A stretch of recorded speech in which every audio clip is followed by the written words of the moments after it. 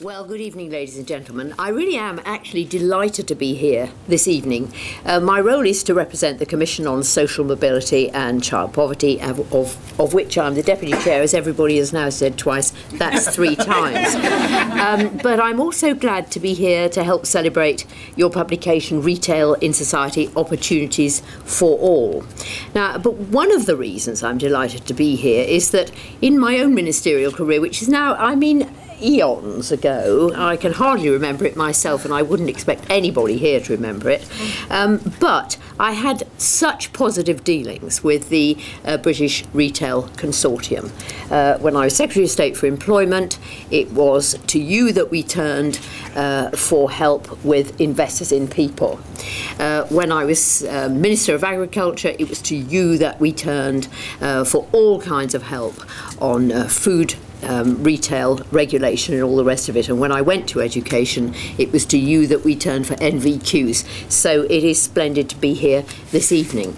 I mean, I've been given an awful lot to say. I cannot imagine you will want to hear all of it, and I will try to cut some of it out. But I want you to go away with the real feeling, the true feeling that I'm delighted to be here and grateful to you for the support that you gave me in the past. Some of you may not have heard of this Social Mobility Commission. We are in fact very new.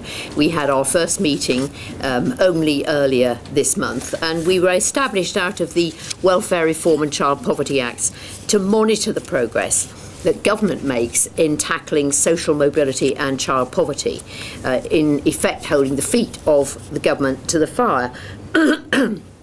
And there is quite a bit of holding of the feet to do, because if you look at some of the statistics on social mobility, and many of you will be familiar with these because actually, you know, we live these statistics. Only a quarter of boys from working class backgrounds get middle class, that is to say professional or managerial jobs, a quarter.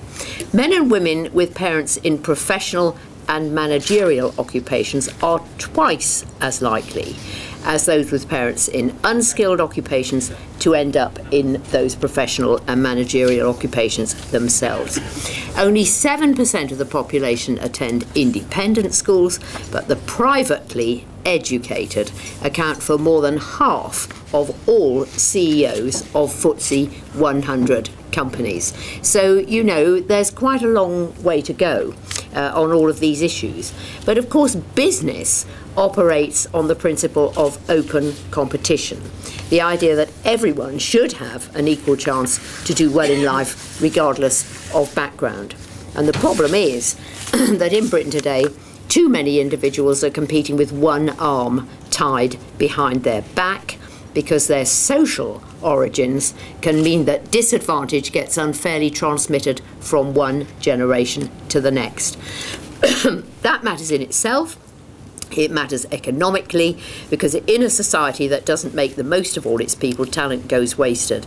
Now, you know, I was also Minister for Women in one of my jobs, and I used to say these things, you know, I used to say, look, women are 52% of the workforce. How can we possibly be wasting their potential? How ridiculous is that? And there has been so much change in those 20 years. But now, of course, we have to look at the whole of society and see if we are still wasting talent, and we are. And the sums involved in that waste of talent are huge. According to the Sutton Trust, failing to improve social mobility will cost our economy up to £140 billion a year by 2050, which is, of course, ludicrous. Now, all of that is the backdrop to the work of the Commission, and helping to address it is our mission. It needs to make Britain fairer, but more prosperous as well. But it's not something we're alone in thinking about. And, of course, tonight's event proves that very thing. You do get a lot of invitations to come and speak at events when you're in a new organisation. I was really keen to come here for the reasons I've already given. I will pass tactfully over the fact that you actually wanted the chair of the commission. Alan Milburn to come this evening, but he is abroad. But I have to tell you, he greatly regrets not being here, but I don't, because I'm glad to be here, so it's fine. But as Anne has already said, the retail sector really does matter to our economy and our society. And a lot of the thinking that Alan has been doing over the past couple of years, because he's been the government's independent reviewer on social mobility, has been about cracking open traditional professions and improving access to higher education. Now, we know that going to university and entering a profession are key ways to progress. But we also know that they really must not be the only way to move up the ladder within our society.